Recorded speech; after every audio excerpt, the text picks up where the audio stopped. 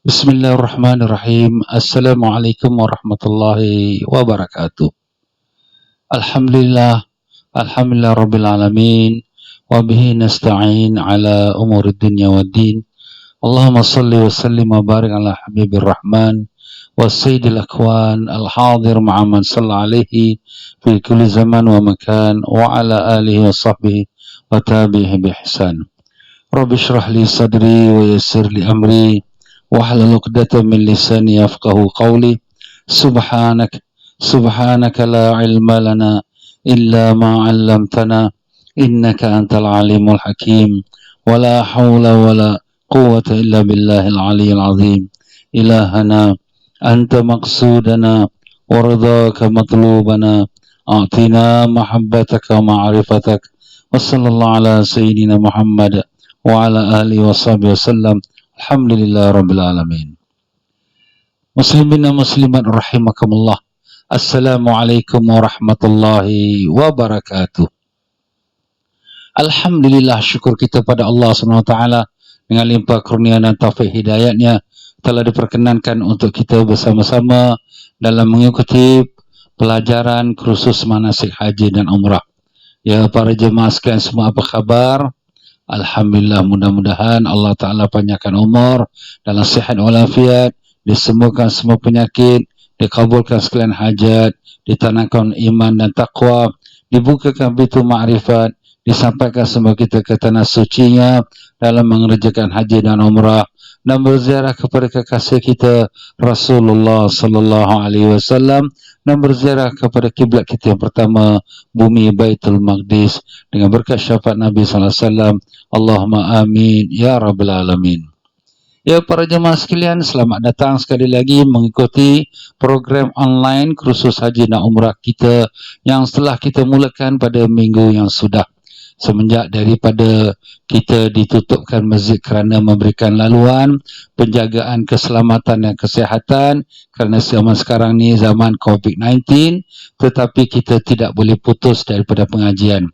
Maupun kita dapat berangkat ke tanah suci ataupun tidak, itu urusan Allah. Kerana Allah jemput kita datang, Allah tak jemput kita tak datang.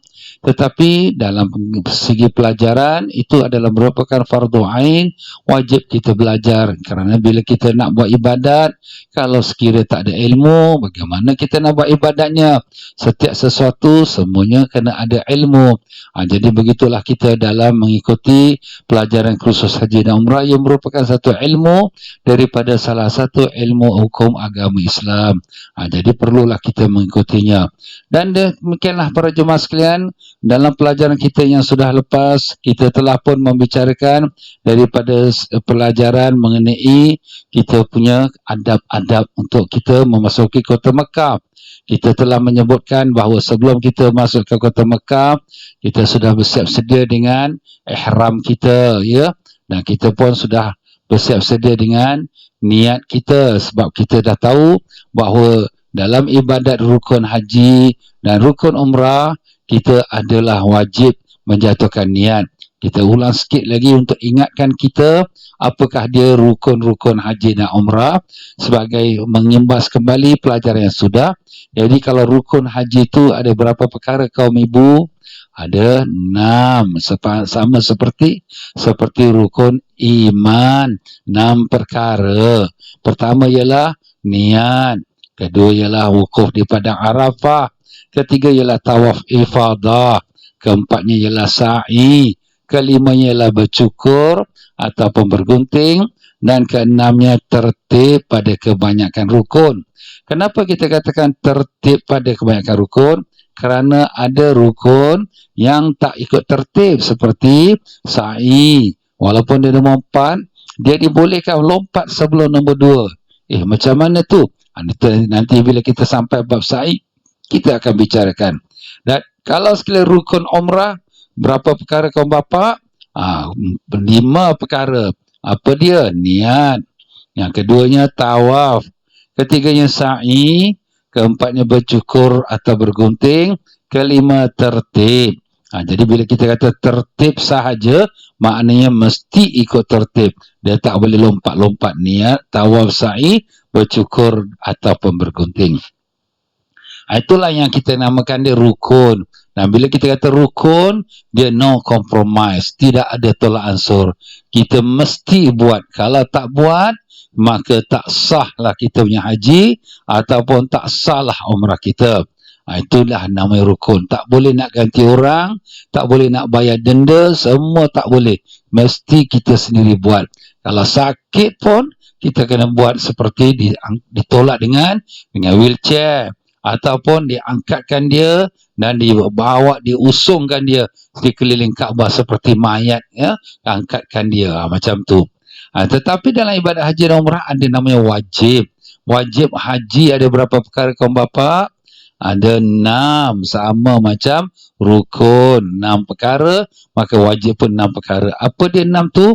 Yang pertama ialah ihram ataupun berniat daripada miqat. Dan yang kedua bermalam di Muzdalifah malam 10 Zulhijjah. Dan yang ketiga melontar jamrah Aqabah pagi 10 Zulhijjah. Dan yang keempatnya bermalam di Mina malam 11, 12, 13 Zulhijjah. Dan yang kelimanya ialah melontar 3 jamrah siang hari 11, 12, 13 Zulhijjah. Dan yang keenam menjauhi larangan ihram. Alhamdulillah, dalam pelajaran kita dah belajar niat dari miqat, di mana miqat nak jatuh niat, dan kita pun dah belajar apakah perkara yang dilarang dalam ihram. InsyaAllah nanti yang seterusnya kita akan mengikuti dalam kursus ini. Itu kalau sekiranya wajib haji. Kalau haji umrah, umrah dia tak ada Mina, tak ada Muzdalifah, tak ada melontar jamrah. Jadi tak adalah semua tu. Jadi apa dia wajib dia? Senang saja, 2 perkara. Apa dia? Pertama ialah berniat dari miqat. Yang kedua menjauhi larangan ihram. Itulah dia 2 saja. Apa pula bezanya? Ada rukun, ada wajib.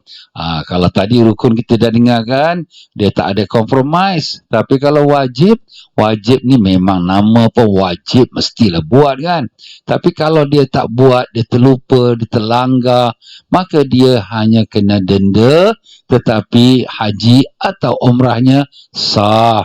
Ada wajibnya, boleh pula dia wakilkan orang. Kalau dalam ibadat haji tu wajib melontar, kalau dia tak sihat, tak kuat, dia boleh wakilkan orang untuk melontar bagi pihak diri dia. Alhamdulillah, nampaknya ringanlah sikit ya. Jadi itulah dia tuan-tuan tentang wajib dan rukun haji. Adapun dalam kita perbicaraan kita telah sebutkan apabila seorang itu telah jatuhkan niat, maka perkara pertama sekali yang dia lakukan setelah jatuh niat itu apa dia? Dia membaca talbiyah.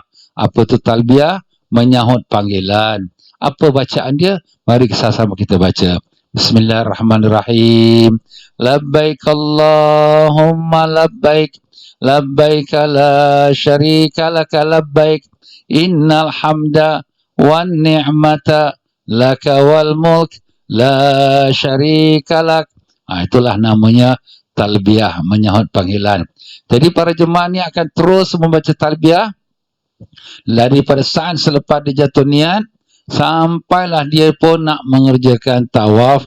Jadi kalau orang yang membuat ibadat haji, dia jatuhkan niat, kalau dia jatuh niat haji, dia akan terus baca talbiyah sampailah dia pergi melontar jamrah Aqabah pagi 10 Zulhijjah. Pagi hari raya. Lama lah ya. Itu kalau dia jatuh niat haji. Kalau dia jatuh niat umrah, dia baca talbiyah tu sampai bila? Sampailah dia masuk Masjidil Haram, nak mulakan tawaf umrah, dia pun stop bacaan talbiyah. Itu untuk orang yang buat umrah. Jadi apabila kita dalam perjalanan pergi ke Mekah, adab-adab kita jaga, iaitu dengan penuh tawaduk, dengan penuh khusyuk, merendahkan diri, jangan kita rasa hebat diri kita ni pergi ke Mekah. Tak ada. Mekah tanah suci, aku ni belum suci. Mekah ni satu tanah dimuliakan Allah, aku ni hina, dosa yang banyak. Jadi itulah perasaan kita bawa dalam masa kita perjalanan menuju ke Mekah, sambil banyak kita berdoa dan bertalbiyah. Ya para jemaah sekalian, jadi sampailah kita ke bumi Mekah Al-Mukarramah ya, dengan baca doa apabila masuk batasan kota Mekah, dengan kita niat untuk kita nak bersihkan diri kita, tak mau lagi buat yang haram, dan demikianlah dengan penuh perhatian kita melihat kota Mekah tu dengan penuh syahdu, melihat Kaabah tu menangis menitis air mata, Masya Allah, tabarakallah. Dan seterusnya kita pun mengerjakanlah tawaf. Jadi kita dah sebut tadi bahawa kalau ibadat umrah tu dia mengerjakan tawaf umrah. Jadi tawaf ini dia namanya, kalau kita katakan tawaf, itulah tajuk kita pada hari ini di muka surat 147 bab yang ke-11 iaitu tawaf, ya. Jadi apabila kita kata tawaf, apa tu makna tawaf? Jadi tawaf tu maknanya pusing keliling, mengelilingi sesuatu. Jadi kalau sekiranya dari segi syariat, tawaf itu ialah mengelilingi Kaabah 7 pusingan dengan mengikut syarat-syaratnya. Jadi itulah dia nama tawaf. Jadi dalam ibadat kita mengerjakan tawaf ini, dia ada beberapa jenis tawaf. Ada namanya tawaf kudum, tawaf selamat datang, ada namanya tawaf ifadah, iaitu tawaf yang dinamakan rukun haji ataupun tawaf rukun, ya. Dan juga namanya ada namanya tawaf umrah, iaitu orang yang buat umrah lah. Dan ada yang namanya tawaf wada atau wida, tawaf selamat tinggal, ya. Orang nak balik negeri dia melakukanlah tawaf, ya. Ataupun dia nak berangkat pergi ke Madinah, dia melakukan tawaf wada. Dan ada nama tawaf sunat, ialah tak ada apa nak buat, tawaf lah. Itu tawaf sunat. Dan ada juga namanya tawaf nazar. Tawaf nazar, itu kita bernazar lah. Nazar ni bagi kita, orang-orang kita ni biasanya, dia kalau ada hajat yang besar, dia bernazar, ya Allah, kalau aku sembuh sakit aku ini, aku bernazar untuk aku nak bersedekah $100 ke rumah anak yatim. Itu sebagai contoh. Jadi macam itulah juga sekarang ni penyakit COVID-19. Jadi kita pun bernazar, ya Allah, kalau sekiranya penyakit COVID-19 ini diangkat daripada negara kita Singapura, aku akan mengerjakan ibadat umrah, ataupun aku bernazar untuk aku nak mengeluarkan sedekah $1,000 ke rumah anak yatim. Jadi betul-betul lah penyakit ini pun diangkat dan alhamdulillah dia pun tunaikanlah nazar dia. Itu namanya nazar. Tapi Ustaz, nazar tu kan nanti kalau dah bernazar jadi wajib. Memanglah dia asalnya tu tak wajib. Macam kita nak sedekah, asalnya tak wajib, sunat. Tapi kita mewajibkan diri kita dengan nazar. Cuma biasanya kita nazar tu dengan meletakkan syarat kalau hajat kita tu terkabul. Kalau ada orang tu dia nak periksa, aku nazar, ya Allah, kalau aku lulus periksa ni, aku nak puasa 3 hari. Jadi tu bila dia lulus, wajiblah dia puasa 3 hari. Kalau dia tak lulus, tak wajiblah dia puasa 3 hari. Tapi sebenarnya nazar ni ada mempunyai maksud yang lebih besar lagi daripada yang tersebut. Macam mana tu? Sebab kalau sekiranya kita ni nak buat ibadat, kadang-kadang bila saat pertama terlintas hati nak buat ibadat, semangat dia kuat. Ya, umpama kita lah melalui tengok ada orang miskin tu, kesiannya pakcik tu, miskinnya, kalau aku ada duit rezeki, aku nak bagi dia $10.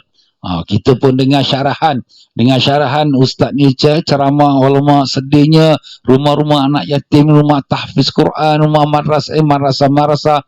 Ya Allah, kalau aku ada duit $1,000, aku nak sedekahkan $1,000 ni. Jadi kita punya niat tu bagus, memanglah baik, tetapi bila dah sampai masa nampak orang miskin tu, semalam nampak dia, kita pun tengok poket, ada $10, semalam dah niat nak bagi $10, tapi setan pun rasakan dalam hati kita, $10 banyak lah, satu pun cukup lah, bukankah seorang je sedekah. Alamak, ya tak ya. Jadi kita pun cari yang mana kecil, kita pun bagi. Nampak? Semalam dah niat dah nak bagi $10, tapi bila sampai masa dah berubah pula kerana diganggu oleh syaitan.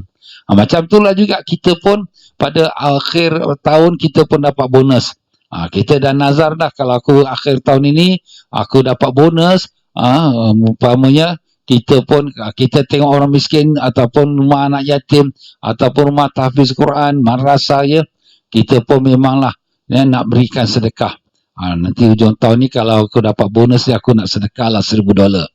Tapi bila betul-betul dah dapat bonus $1,000, nak keluar sedekah 1,000 tu, kita pun menggigil keluar. Isteri kata, bang, nak buat apa tu? Adalah nak sedekah ni, madrasah ni, kesian. Bang, banyaknya $1,000 tu, bagi 100 pun cukup. Nampak? Daripada 1000, dia turun ke bawah 100. Kemudian bila nak sampai ke madrasah tu, nak masuk tabung madrasah tu, daripada 100, setan pula bisik, banyak sangatlah 100, 10 pun cukup. Masuklah 10. Nampak tuan-tuan? Itulah akibatnya kalau sekiranya kita niat terbaik, tapi kadang-kadang tak diikat. Habis nak ikat macam mana? Kita nazarkan dia. Ya Allah, aku bernazar, kalau sekiranya aku dapat bonus hujung tahun ini, aku nak sedekah madrasah ni.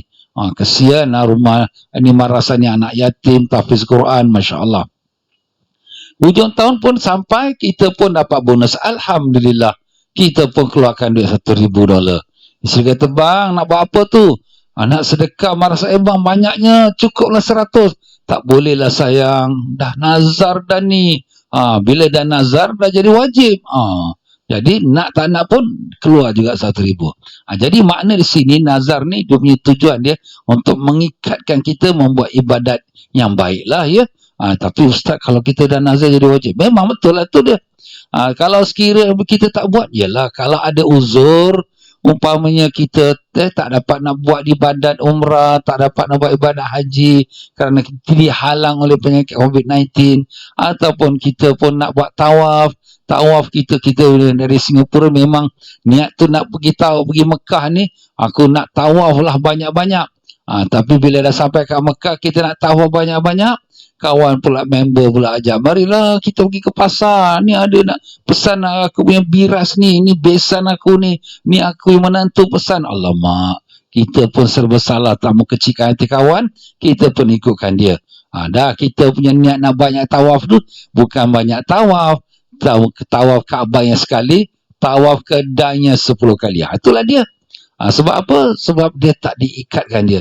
Cuba kalau dia nazar, ya Allah, aku nazar kalau aku sampai ke Mekah, aku sihat, aku nak tawaf tiap-tiap hari 5 kali. Wah, bagus tu. Wah, semangat tu. Kemudian bila sampai ke Mekah, dia sihat.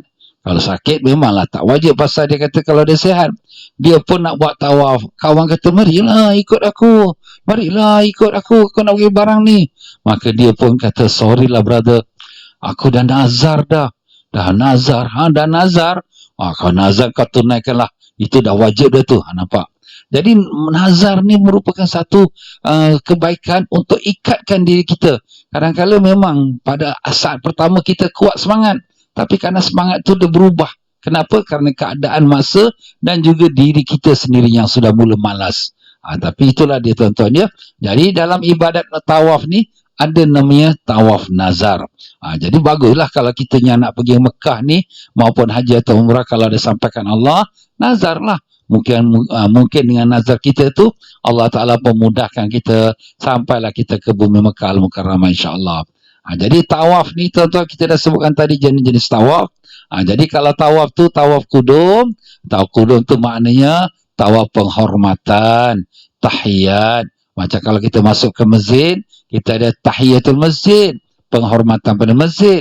Kalau kita masuk ke bumi Mekah, kita ada pula namanya penghormatan bumi Mekah. Apa dia penghormatan bumi Mekah? Iaitulah dengan kita mengerjakan tawaf ya. Jadi tawaf itu merupakan tak ada apa ustaz, kita masuk Mekah ni tak nak buat apa-apa, aku bukan buat umrah, aku bukan buat haji. Kita buat tawaf kudum, tawaf selamat datang. Macam kita masuk rumah, kita beri assalamualaikum. Masuk rumah orang kan, kita beri penghormatan. Takkanlah masuk rumah orang terus masuk melulu gitu saja. Orang kata apa?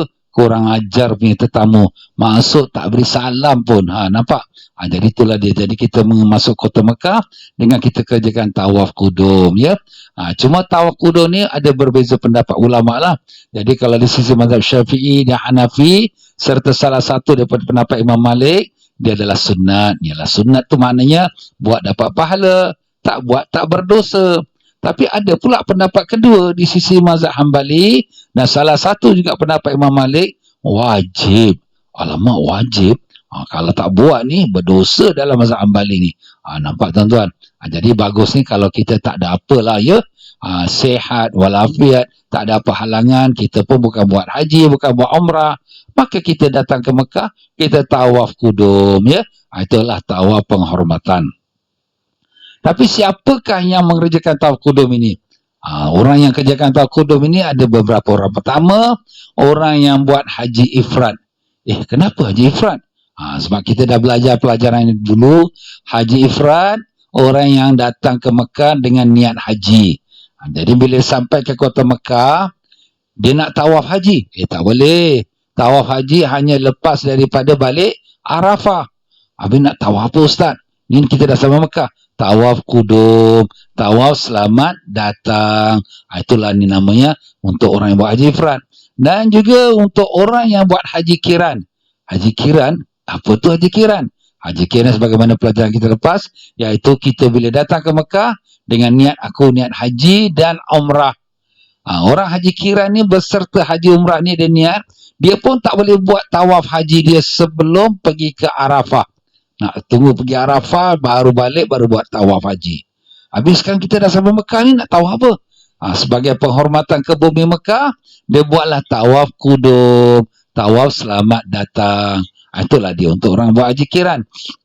Dan untuk orang luar yang mendatangi kota Mekah dan tidak dalam ihram kerana urusan dan tujuan-tujuan tertentu. Jadi sekarang saya datang Mekah. Nak buat apa? Nak ada sign kontrak dengan hotel. Ustaz datang nak buat haji. Haji lambat lagi. Ustaz datang nak buat umrah. Tidak. Saya bukan datang nak buat umrah. Saya nak datang nak buat urusan bisnes ni. Nak sign kontrak dengan hotel. Nak ada meeting dengan pihak muasasah. Jadi kalau macam tu, kita tu pun tak buat umrah. Habis kita dah sampai Mekah. Takkanlah tak hormat ke bumi Mekah. Kita pun pergilah ke depan Kaabah, kita pun mengerjakan tawaf kudum. Jadi itulah dia. Orang-orang yang disunatkan untuk mengerjakan tawaf kudum ialah orang yang buat haji ifrad, haji kiran, dan juga orang yang luar yang datang ke kota Mekah tidak dalam ihram dan kerana ada urusan-urusan dan tujuan lain. Baiklah tuan-tuan dan puan-puan. Jadi kalau sekiranya orang yang datang ke kota Mekah ini, dia dah nak mengerjakan tawaf kudum, adakah orang yang buat umrah mengerjakan tawaf kudum? Ini pernah juga ada orang tanya pada saya, Ustaz, saya datang ke Mekah, saya buat umrah. Tapi saya nak kena buat tawaf kudum. Jawapannya tidak ada tawaf kudum untuk orang yang buat umrah. Tak ada. Kenapa tak ada? Sebab orang yang buat umrah, dia datang ke Mekah, dia kena buat tawaf umrah. Jadi sudahlah, tu sudah orang kata sudah dengan sendirinya tawaf umrah tu memenuhi sebagai penghormatan bumi Mekah, iaitu tawaf kudum. Macam orang masuk masjid. Dia masuk masjid, imam tengah sembahyang ataupun dah mula qamat, nak sembahyang dah. Jadi nak sembahyang fardu. Nak buat tahiyatul masjid lagi? Tak payahlah. Dah kita masuk masjid memang waktu sembahyang dan kita pun memang dah qamat, dah kita terus sembahyang fardu dengan sendirinya. Sembahyang fardu itu merupakan penghormatan kepada masjid. Jadi macam itulah dia tuan-tuan dan puan-puan ya. Jadi orang yang datang buat umrah ni, dia tak perlulah lagi untuk nak mengerjakan tawaf kudum. Tapi Ustaz, ada orang dia sampai Mekah tu, dia relax-relax dulu, nak rehat-rehat dulu.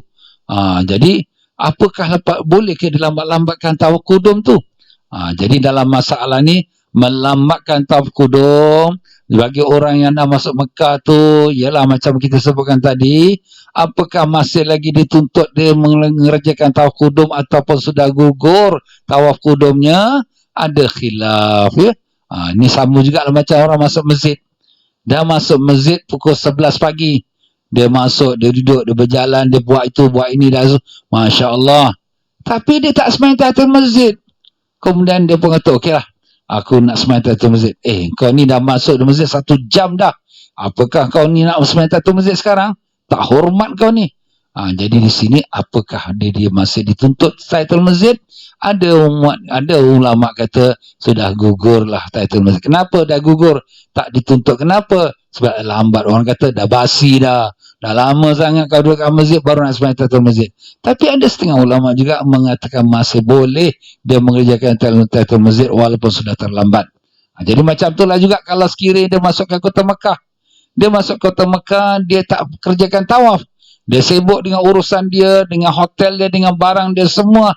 Dah 1 hari, dah 2 hari, barulah dia ke Masjidil Haram nak mengerjakan tawaf tawaf kudum, tawaf selamat datang. Jadi di sini ada setengah ulama kata dah basi, dah lambat dah tak dituntut lagi, dah gugurlah dia punya tuntutan untuk kerjakan tawaf kudum. Tapi kalau dia tak buat tawaf kudum, rugilah dia, pasal ini pahala ibadat sunat ya.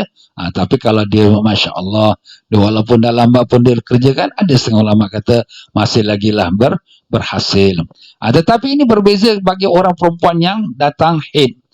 Kalau orang perempuan yang datang haid masuk Mekah dengan niat haji, ialah dia datang dengan niat haji. Orang datang niat haji ni dia tak buat tawaf haji, disuruh buat tawaf kudum. Tapi dia datang uzur. Jadi kalau datang uzur, dia pun tak tawaf kudum sebab tak boleh tawaf kalau perempuan dalam uzur. Jadi macam mana? Dia tunggu sampai dia bersih. Dia bersih dah 5 hari dia bersih, dia mandi, kemudian dia pun pergi tawaf kudum. Masih lagi dituntut tawaf kudum? Yes, masih lagi dituntut tawaf kudum. Kenapa? Kerana dia berkeuzuran pada saat pertama dia masuk kota Mekah. Yang kita sebut tadi itu masalah khilaf.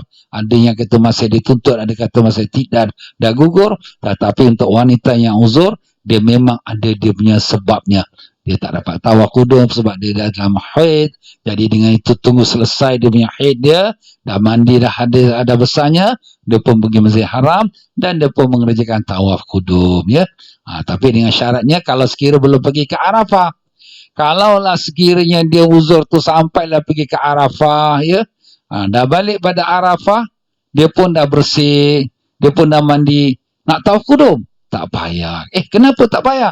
Sebab sekarang dia bila selesai daripada Arafah, dia sudah wajib mengerjakan tawaf haji. Jadi tawaf haji sudah sampai masanya. Jadi dah tak ada lagi tawaf kudum untuk wanita yang tersebut ya. Kalau dia bersihnya sehinggalah selepas balik Arafah. Ya tuan-tuan dan puan-puan, jadi begitulah dia tuan-tuan dan puan-puan rahimakumullah, tawaf kudum itu siapa yang kerjakannya dan siapa yang tak kerjakannya. Dan yang kedua yang kita sebut tadi, tawaf ifadah. Tawaf ifadah itu ialah siapa dia? Iaitu tawaf haji. Jadi semua jemaah, maupun dia buat haji ifrad ke, haji tamattu' ke, haji kiran ke, dia wajib mengerjakan tawaf ifadah. Kenapa? Sebab tawaf ifadah tu merupakan rukun haji. Kita dah sebut tadi, rukun haji 6 perkara apa dia? Pertama niat ya. Jadi niat itu rukun pertama. Kedua wukuf Arafah. Ketiga tawaf ifadah. Tawaf ifadah tu tawaf haji lah tu. Jadi tawaf haji tu mestilah wajib lah.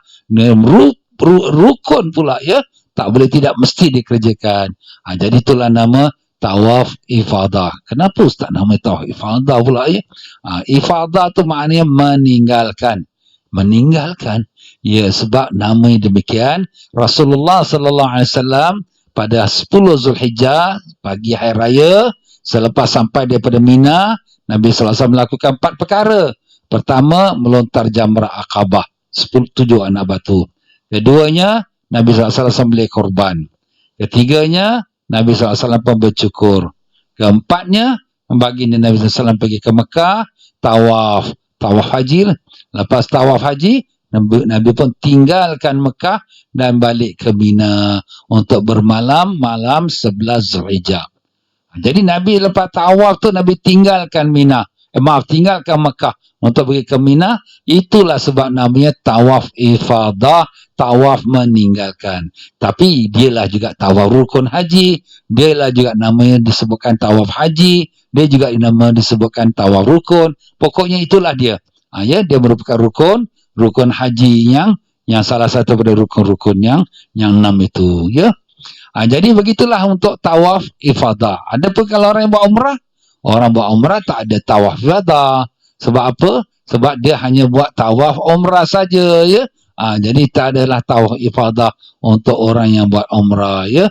Dia hanya untuk orang yang buat haji saja ya. Ya, jadi begitulah dia tawaf ifadah. Yang ada kita sebut tadi tawaf umrah, itu memanglah dia merupakan rukun umrah yang kedua.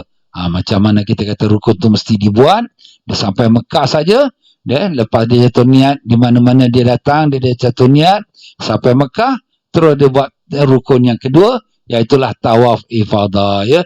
Seperti mana kita kata tadi, rukun umrah tu berapa perkara? 5 perkara. Apa dia 5 perkara? Pertama niat, keduanya tawaf, ketiganya ialah sa'i, keempatnya bercukur bergunting ataupun bergunting, dan yang kelima tertib. Jadi tawaf tu rukun yang kedua. Jadi mestilah dia tunaikan rukun yang keduanya tu. Adapun tawaf wada'. Tawaf wada' ini tawaf selamat tinggal. Dia boleh dibaca wada', dia boleh dibaca wida', ya. Mana-mana pun boleh, ya. Jadi tawaf selamat tinggal ini bagi orang yang nak meninggalkan kota Mekah, nak balik ke Singapura, atau nak balik ke Malaysia, nak balik ke Brunei, ke Indonesia, atau mana-mana lah dia nak keluar. Ataupun dia nak pergi ke Madinah Munawarah.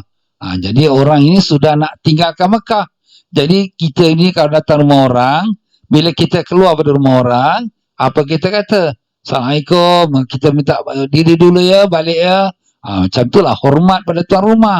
Adabnya masuk pun beri salam, keluar pun beri salam, penghormatan. Macam itulah kita ni sebagai tetamu Allah. Jadi kita ni datang ke kota suci Mekah, kita datang pun dengan memberi penghormatan, iaitu kita memberi salam, iaitu dengan kita tawaf kudum. Dan kita nak balik pun kita pun beri penghormatan, iaitu kita tawaf wida atau tawaf wada. Tapi apa hukumnya tawaf wada atau wida ni? Jadi hukumnya di sisi ulama Syafi'i ada khilaf. Ada yang mengatakan wajib, ada yang mengatakan sunat, ya. Tapi pendapat yang kuat mengatakan wajib, ya.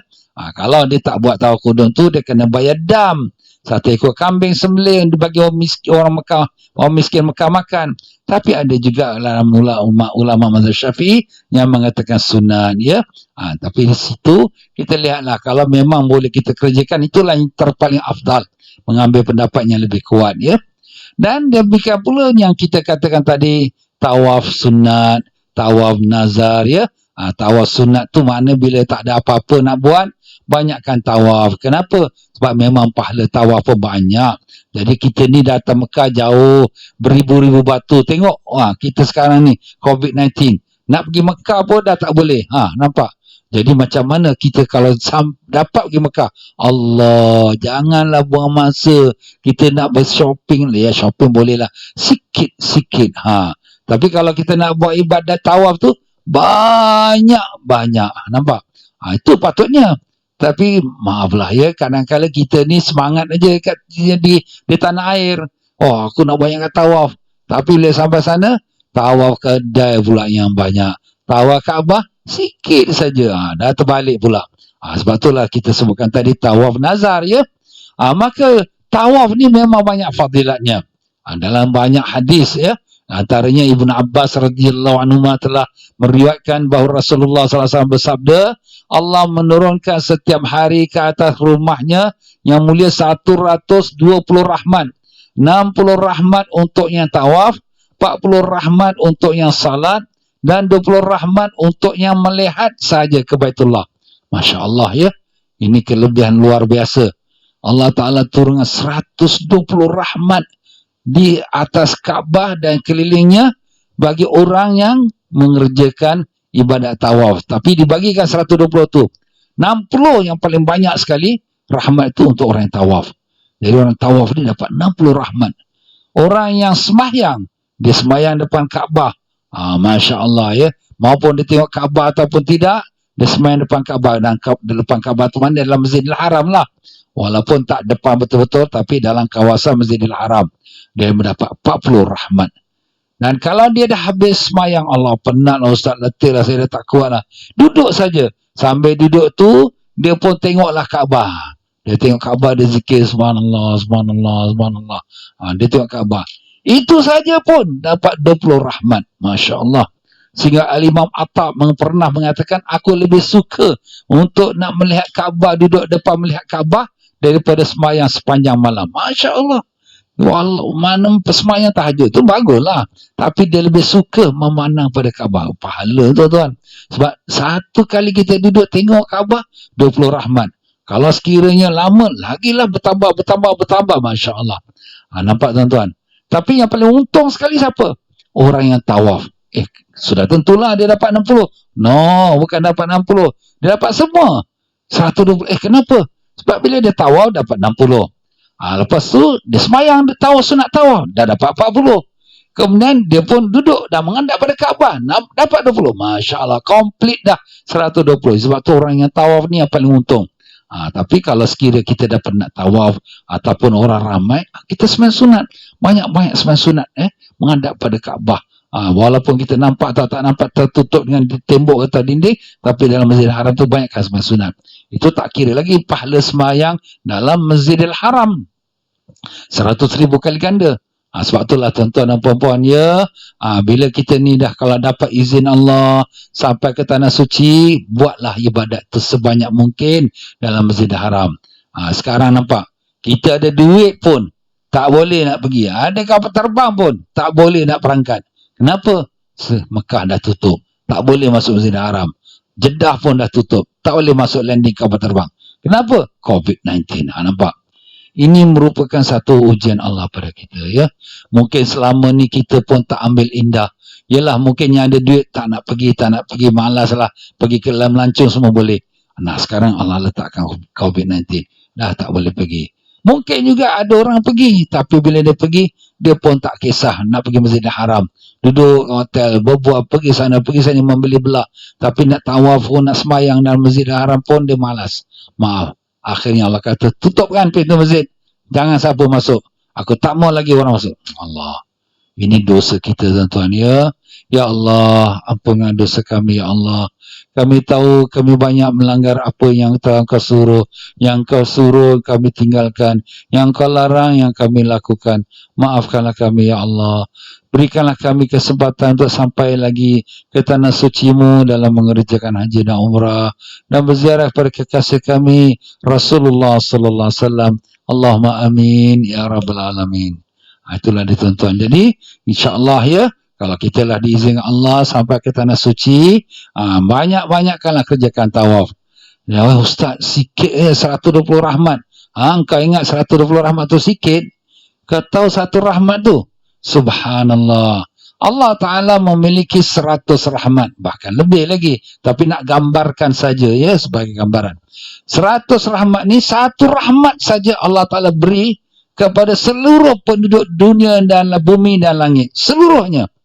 Yang kita nampak manusia makan, minum, maupun Islam, maupun kafir, maupun orang ahli maksiat, ahli ibadat, daripada zaman Nabi Adam, sebelum zaman Nabi Adam, daripada jin-jin yang ada, sampai hari kiamat, semuanya, yang haiwan-haiwan, yang dalam perut lautnya, yang dalam hutannya, binatang-binatang yang buas, yang mana binatang yang jinak, semuanya mendapat nikmat makan, minum dan hidupnya dengan satu rahmat Allah. Masya Allah. Satu rahmat Allah semua berkongsi. Masya Allah. Nampak tuan-tuan? Besar satu rahmat Allah. Meliputi dunia ini seluruhnya. Bagaimana kalau yang lagi dapat 120 rahmat? Tapi yang ustaznya tadi kata 100 rahmat tu, yang 99, yang 99 lagi Allah Ta'ala simpankan untuk orang mukmin dalam syurga. Wah, dalam syurga. Kalau ini satu rahmat pun dah begini besar sekali, bagaimana lagi kalau dalam syurga? Sebab itu syurga ini tuan-tuan nikmat luar biasa yang tak tergambar. Sebab tu Nabi SAW mengatakan, iaitu syurga itu mala ainun ra'at, yang tak pernah dilihat oleh mata, wala udhunun sami'at, yang tak pernah didengar oleh telinga, wala khatar ala qalbi bashar, yang tak pernah terlintas di hati manusia. Macam mana tu? Macam Hollywood? Tak ada. Lebih lagi. Macam Disney? Tak ada. Lebih lagi. Macam mana? Tak boleh nak tergambar dah. Tak boleh nak terfikir dah. Itulah syurga. Nak makan nasi berani dam, depan mata nasi berani dam. Lagi bagus lagi pada dunia punya. Kita nak makan daging burung, depan mata daging burung. Masya Allah. Luar biasa. Bidadari-bidadari yang cantik-cantik rupawan Allah Ta'ala jadikan untuk ahli syurga. Di mana bidadari ni kalau satu kuku dia terletak kat dunia ni, matahari pun silau. Kenapa? Kuku dia lagi bercahaya lagi. Kalau dia ludah, satu air ludah dia ke dalam laut dunia ini, 7 lautan dunia semua menjadi air madu. Masya Allah, manisnya. Tak ada busuk, tak ada peluh, tak ada tengik, tak ada.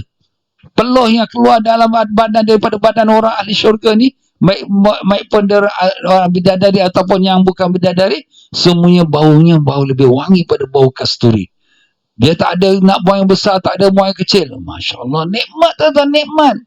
Tetapi malangnya manusia, dia lebihkan kepada ke dunia. Itulah Allah Ta'ala kata, bal tu'thiruna al-hayatad dunya wal akhiratu khairu abqa.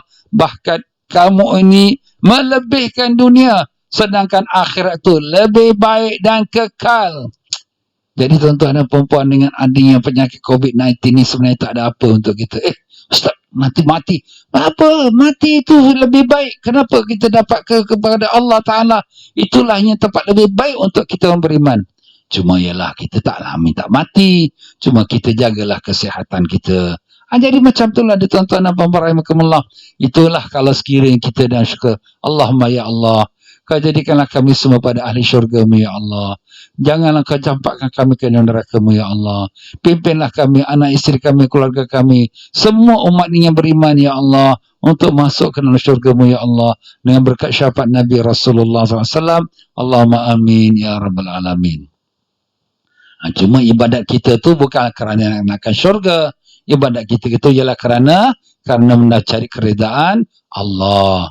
Dan riwayat yang lain pula pada Ibnu Abbas radhiyallahu anhu sekali lagi mengatakan, sesiapa yang mana Rasulullah SAW bersabda, sesiapa yang tawaf di Baitullah sebanyak 50 kali, maka keluarlah dosanya seperti ketika ia dilahirkan oleh ibunya. Masya Allah. Dia kalau tawaf di keliling Baitullah 50 kali, dosa-dosa semua habis, tak ada lagi lah dosa. Seperti baby yang dilahirkan oleh ibunya. Tapi ini dosanya, kalau yang dibersihkan tu dosa dengan Allah. Kalau dosa dia sesama manusia, itu dia kena minta maaf dengan manusia tu. Bukan, aku dah balik haji, aku dah tawaf dah, aku dosa dengan orang semua dah habis, aku punya hutang orang semua dah habis. Belum. Itu dosa engkau dengan Allah saja. Tapi dosa kita dengan manusia, kita kena minta maaf. Minta maaf lah, saya ada mengumpat awak, ada kata awak, kita kena minta maaf. Kita sudah berdosa dengan orang. Dan kalau kita berhutang dengan orang, kita kena balikkan wang dia. Jangan kita buat make dono saja. Kita ada hutang orang $50, $1 pun kita wajib pulangkan. Besok ke akhirat, Allah Ta'ala akan membalaskan kepada orang yang mengambil hutang tu. Walaupun dia berhutang hanya satu kayu siwak pun akan dituntut kepada orang yang mengambilnya. Subhanallah tuan-tuan ya. Sebab tu di sini kalau boleh kita hutang orang tu kita bereskan. Jangan kita tangguh-tangguh. Dan macam itulah pula kalau kita ada salah dengan orang, kita ada kata, ada mengumpat, ada buruk sangka orang, pergi minta maaf lah. Jangan sampai kita nanti besok sampai ke akhirat, semua okey, beres, boleh masuk syurga. Tapi satu, kau ada dosa dengan sipulan tu, pergi cari dia, pergi minta maaf dia. Allah, nak pergi minta maaf macam mana ni? Bukan 1 juta, bukan 10 juta, berbilion-bilion trilion. Tak boleh nak gambar manusia di padang mahsyar. Itulah sebab ni tuan-tuan ya, kalau kita ada yang salah silap dengan orang di dunia ni, kita minta maaf supaya kita jangan bawa sampai ke akhirat ya. Tapi bila kita kata 50 tawaf tu, maknanya apa 50 tawaf?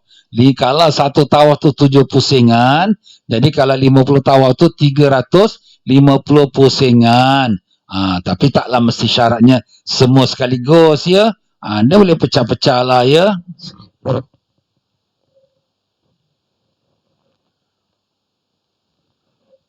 Dia boleh pecah-pecah, misal kata satu hari 5 kali. Kalau sekiranya 10 hari dah 50 kali. Tapi kalau nak buat 5 kali tu, dia buatkan jadual. Misal kata dia lepas sembahyang fardu 5 waktu, mesti nak tawaf. Jadi bila dia tawaf tu, satu waktu, satu tawaf, 5 waktu, 50 tawaf. Itu kalau duduk 10 hari lah, Ustaz saya package ni, umrah ni 5 hari aja. Kalau 5 hari, buatlah satu waktu, 2 kali tawaf. Umpamanya datang awal, sebelum waktu azan, datang tawaf dulu. Lepas habis sembahyang, tawaf lagi. Jadi satu waktu, dapat 2 tawaf. 5 waktu, dah dapat 10. Orang kata apa? Nak 1000 daya. Tak nak 1000 dalih. Itu saja ya. Jadi itulah dia tuan-tuan dan puan-puan rahimakumullah. Dalam riwayat lain pada Abdullah bin Amr radhiyallahu anhuma mengatakan bahawa aku dengar Rasulullah sallallahu alaihi wasallam telah bersabda Apa kata Nabi? Sesiapa yang tawaf di Baitullah dan salat 2 rakaat adalah seperti membebaskan seorang hamba. Masya Allah ya. Jadi kalau sekiranya dia tawaf dan kemudian dia pun salat tawaf, sunat tawaf 2 rakaat, pahala seperti bebaskan seorang hamba. Apa pahala bebas seorang hamba? Pahala bebas seorang hamba, apa saja yang ada anggota hamba itu, anggota orang yang merdekakannya dilepaskan dari neraka. Kita merdekakan seorang hamba. Hamba tu ada kepala, kepala kita bebas pada neraka. Hamba tu ada kaki, ada tangan, kaki dan tangan kita bebas pada neraka. Hamba tu komplit badannya sempurna, maka komplit badan kita yang sempurna dibebaskan dari neraka. Itulah satu tawaf kalau kita lakukan. Lepas tawaf, kita sembahyang sunat tawaf 2 rakaat, maka kita dapat dilepaskan daripada api neraka. Masya Allah ya. Ini kita minta doa, minta lepas neraka, minta lepas neraka. Ini antaranya. Masya Allah tuan-tuan, ni banyak kelebihan tawaf. Rugi kalau kita dah ada kat Mekah, tapi kita tak kerjakan tawaf. Alah, penatlah, alah, malaslah, alah, orang ramai. Yelah, kita datang Mekah, apa kerja kita? Nak pergi office? Tak ada. Nak pergi pasar? Nak membeli, nak masak lauk ni ke, nak makan tengah hari? Tak ada. Sebab semua makan dah ada dah siap di hotel. Habis apa lagi kita nak buat? Ibadat saja. Kalau dah sampai masa tu macam tu pun kamu tak boleh nak buat ibadat. Allah, tak tahu apa kata nak kata lagi. Ni nampak tuan-tuan. Sebab tu sekarang ni pun satu hikmah Allah Ta'ala dengan COVID-19 ni, kita ni sekarang ni disuruh duduk rumah. Kita kalau dulu sibuk, ya Ustaz saya kerja Ustaz, oh saya tak ada masa, saya nak jumpa klien, ada meeting. Okey, kamu semayang pun kelang kabut, semayang sunat pun tak buat. Sekarang dah duduk rumah. Semayang sunat. Ustaz saya ni tak biasa. Biasakan. Oh, baca Quran. Ustaz saya ni tak pernah baca, belajar pelan-pelan. Nampak tuan-tuan? Ini hikmah Allah Ta'ala. Allah nak suruh kita beramal ni. Kita dah dunia ni nak akhir dah. Nak kiamat dah. Dunia kita ni dah makin lama, dah makin tua, dah makin uzur dah. Tapi kita masih lagi leka. Ini sebab antara hikmah Allah Ta'ala. Tak nak sedarkan kita ni. Didatangkan macam mak lah. Mak marah kepada anaknya. Dirotankan anaknya. Duk main-main buang masa dan belajar tak? Rotan. Macam ni lah. Kira-kira macam tu lah Allah rotankan kita. Baru rotan sikit aja tu. Belum lagi rotan yang besar. Baru bagi kuman je. Kuman pun mata pun tak nampak. Itulah dia tuan-tuan. Jadi begitulah. Kita ambil hikmah apa yang Allah Ta'ala jadikan.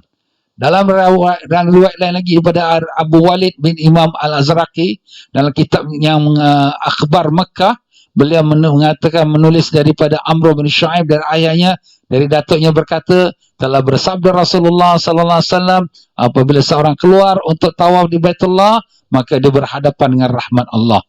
Masya Allah.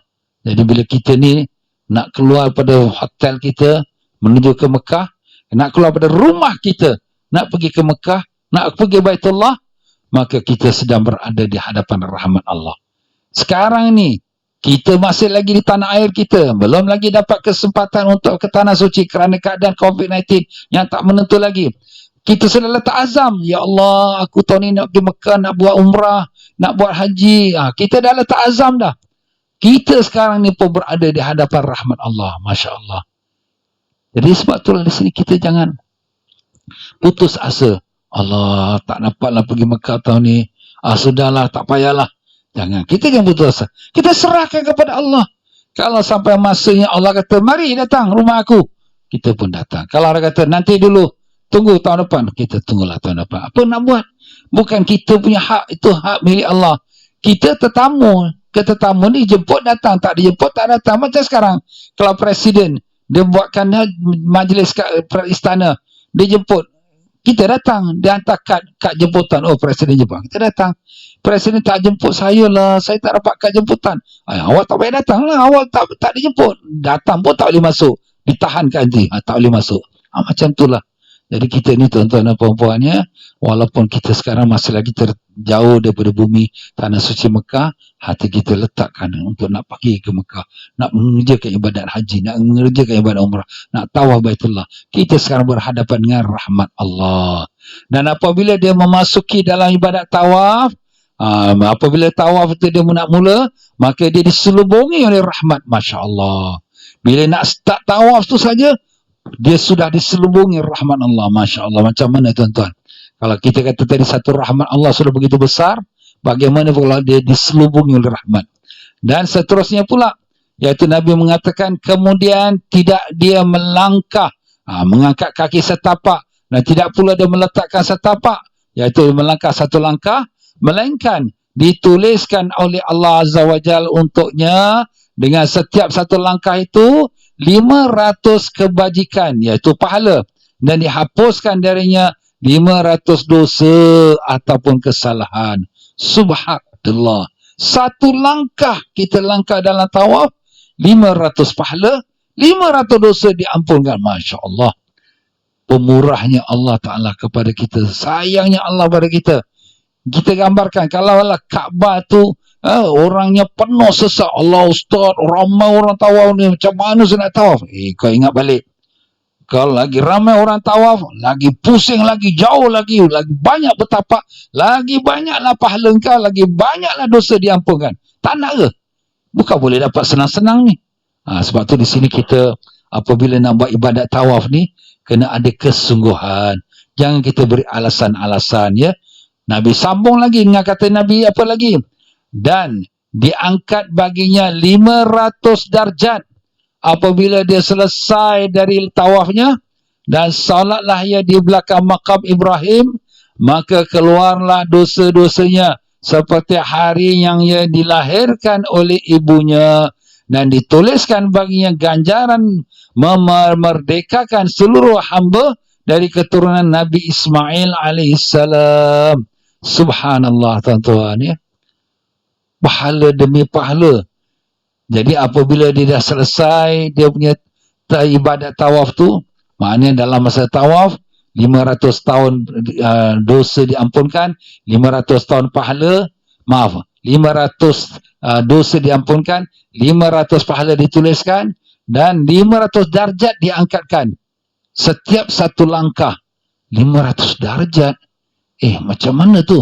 Satu darjat saja antara langit dengan bumi. Masya Allah. Kalau 500 bagaimana? Begitulah hebatnya orang yang mengerjakan tawaf, ya. Satu langkah. Kalau dia pusing tu 1000 langkah satu pusingan. Kalau 7 pusingan 7000 langkah. Masya Allah. Itulah dia tuan-tuan, ya. Dan kalau dia selesai pada tawaf, dia sembahyang kat makam belakang makam Ibrahim, maka keluarlah dosa-dosa seperti hari dilahirkan oleh ibunya, dan dituliskan pahala ganjaran merdekakan seluruh hamba dari keturunan Nabi Ismail. Siapa tu Nabi Ismail? Nabi Ismail ialah datuk nenek moyang Nabi kita, anak Nabi Ibrahim. Nabi kita daripada anak cucu Nabi Ismail alaihissalam. Jadi katakanlah anak Nabi Ismail tu ataupun datuk nenek Nabi kita lah hamba. Kemudian kita merdekakan mereka. Masya Allah. Kalau satu hamba kita merdeka pun, kita dah dapat pahala apa?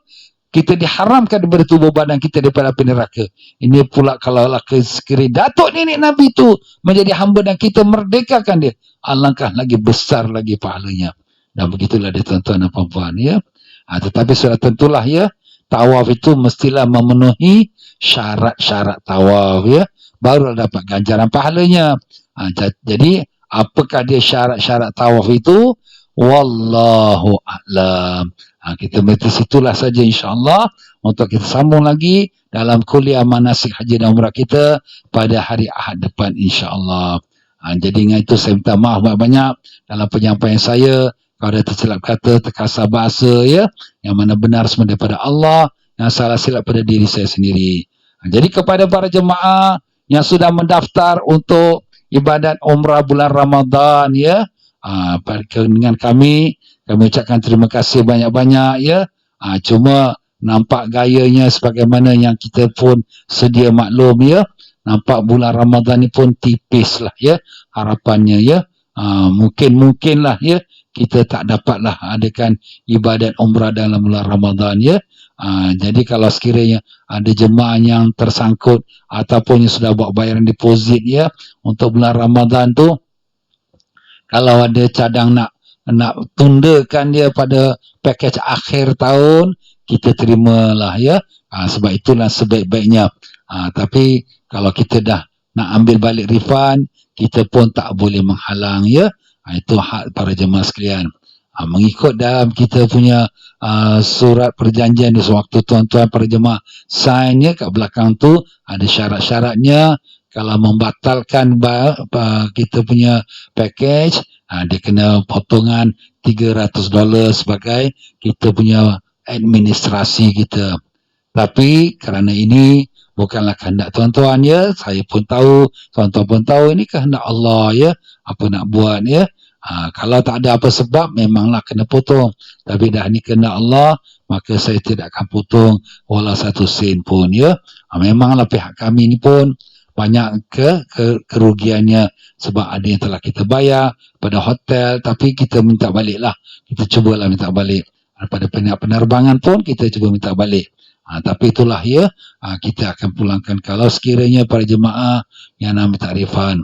Tapi kalau yang nak simpan untuk pada keberangkatan akhir tahun, itu sangat-sangat baik. Kenapa? Maaflah tuan-tuan, bila duit dalam tangan ni, maaflah, ni macam-macam fikiran ada. Nak buat itulah, nak buat inilah, akhirnya nak pergi Mekah pun dah tak jadi. Ni nanti besok dah buka pintu Mekah, dah buka dah kita punya umrah dan haji atau sebagainya, dah tak ada duit pula nak pergi. Nampak tuan-tuan? Maaflah, ya. Kalau Allah jemput kita, insyaAllah kita sampai. Tapi kalau tak jemput kita, macam-macam lah perkara boleh berlaku, ya. Duit dah dipakai, ataupun jatuh sakit. Minta Allah selama, ya Allah, kau sampaikanlah kami ke tanah suci-Mu, ya Allah. Terimalah kami untuk menjadi tetamu-Mu, ya Rahman. Kasihanilah kami, ya Rahim. Tiada Tuhan yang kami semua melainkan Engkau. Engkaulah Tuhan kami dan Engkaulah Tuhan alam semesta ini. Terimalah kami sebagai tetamu-Mu. Terimalah kami sebagai hamba-Mu. Dengan berkat syafaat Nabi Rasulullah SAW. Allahumma amin, ya Rabbal Alamin. Dan kalau sekiranya mereka yang ada berhajat untuk nak bersama-sama kami untuk akhir tahun ini, Ustaz, adakah boleh pergi sampai akhir tahun ini? InsyaAllah kita tak tahu. Ini masalah penyakit ni tuan-tuan, ini semua kehendak Allah. Walaupun macam-macam teori lah, ya, kita dengar ya sekarang ni, macam-macam teori, ini orang ni buat lah, itu orang buat, ya, mungkin betul, mungkin tak betul tu pun, tapi pokoknya semuanya dengan izin Allah juga. Sebab kalau tak diizin Allah, satu pun tak berlaku, ya. Walaupun orang tu merancang ke, tak merancang ke, satu pun tak berlaku. Kuman-kuman ini, COVID-19 ni, dia pun makhluk. Makhluk tu apa? Ciptaan Allah. Walaupun dia dirancang oleh orang ke atau sebagainya, tapi dia adalah makhluk.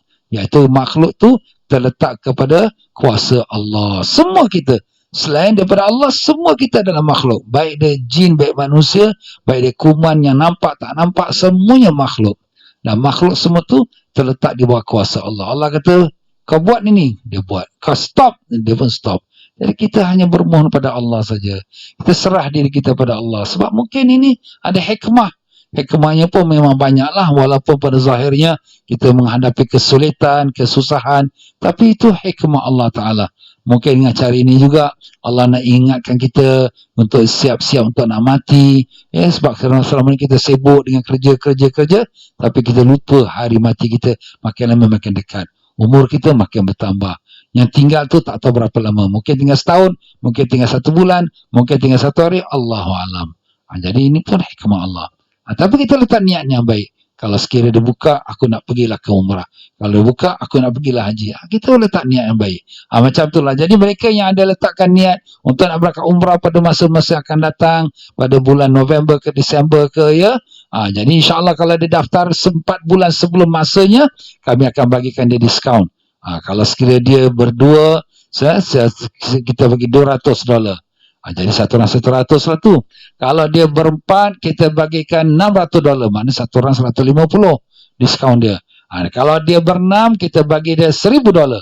Oh, maknanya satu orang $167. Kalau dia ber-10 orang register bersama-sama, kita bagi dia potongan $2,000. Maknanya satu orang $200. Wow, bagus tuan-tuan. Ini peluang tuan-tuan, ya. Kalau Ustaz, kalau tak jadi kita pulangkan. Sebab kita ni pun bukan nak mengambil orang yang duit, ya. Tuan-tuan dan puan-puan, insyaAllah perkara ini kita akan orang kata mengambil harta orang atau hak orang, tak ada, ya. Jadi macam itulah dia tuan-tuan dan puan-puan. Habis Ustaz, kita punya package untuk yang bulan Syawal ni, Jun ni macam mana ni? Ni bulan Jun ada juga package ni. Kami pun masih membuka pendaftarannya. Boleh pergi ke tak boleh pergi? Wallahu a'lam. Kita pun tak boleh cakap apa-apa. Ya, cuma sekarang ni kerajaan Saudi atau penerbangan Saudi dia kata dia tutup sampai akhir April. Dia tutup. Maknanya kapal terbang dia tak berangkat. Maknanya itu pun sebagai tanda Mekah pun belum buka lagi. Tapi apakah dibuka nanti pada bulan Jun, iaitu bulan Syawal kita berhari raya, Allahu alam. Tapi kita menunggu saja. Kita mendengarkan berita. Kalau dia kata, okey, sekarang dah okey, COVID-19 dah tak ada, boleh masuk. Alhamdulillah kita masuk. Kalau dia kata, oh tak boleh lagi lah sebab COVID-19 melabik. Yalah kita tunggu je lah. Habis kalau kita dah buat bayaran untuk yang bulan Syawal ni, yalah kita pulangkanlah. Ataupun jemaah tu nak menundakan sampai akhir tahun insya-Allah. Jadi macam itulah dia tuan-tuan dan puan-puan ya.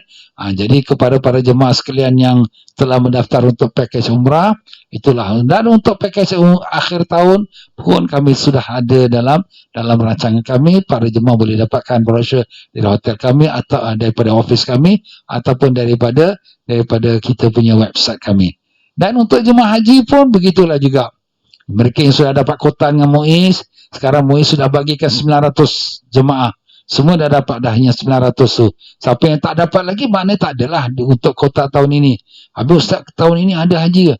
Allahu alam. Kita pun tak boleh nak kata apa-apa. Kita tunggu sajalah. Kalau sekiranya Allah kata, okey, buka Masjidil Haram, masuk tetamu-tetamu aku. Kita datanglah. Kalau sekiranya Allah tak kata, sorry, tak ada haji tahun ni. Kita pun tak adalah. Apa nak buat? Kita ni datang tetamu Allah. Allah jemput kita datang. Allah tak jemput, kita tak datang. Tapi bila nak dapat tahu Ustaz, ni kita ni makin lama makin dekat. Kita tunggulah. Biasanya bulan Ramadan ini akan dia buat keputusan. Biasanya. Tapi kita tak tahulah ya.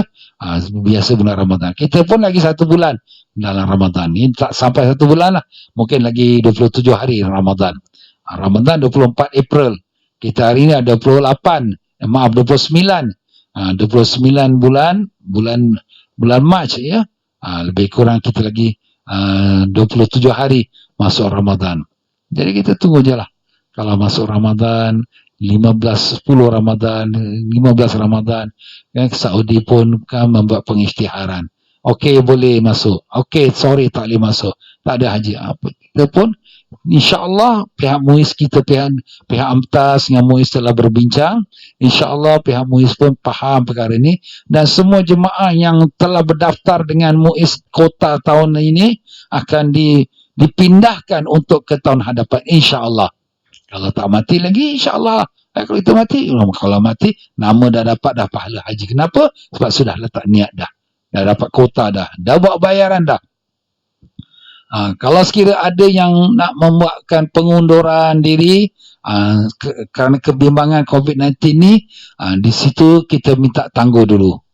Duit anda tak ke mana, tetapi minta tahu. Kenapa? Sebab pihak MUIS sedang berunding dengan AMTAS bagaimana prosedurnya kalau ada orang nak mengundurkan diri. Tentang bayarannya, tentang dia punya kota dia, apakah dia punya kota masih valid sebab dia nak undurkan diri dia.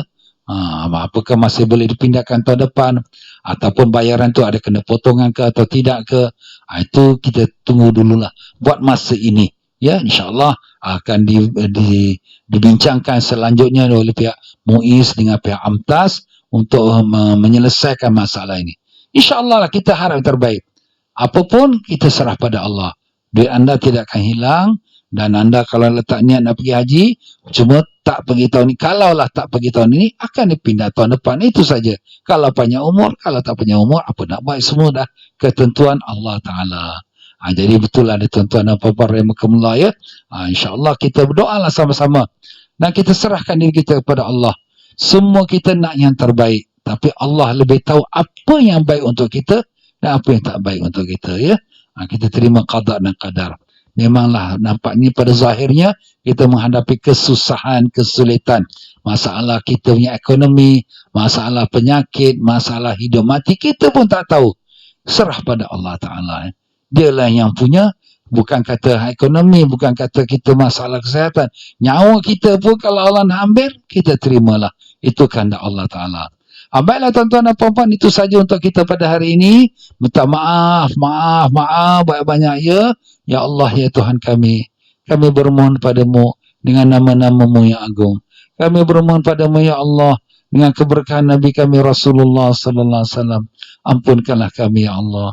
Kami tahu tidak tertimpa kepada kami dengan sekalian masalah yang hari ini berlaku, melainkan kerana dosa-dosa kami yang banyak. Kerana lalainya kami kepada Engkau ya Allah. Maafkanlah kami ya Allah. Ampunkanlah kami ya Allah.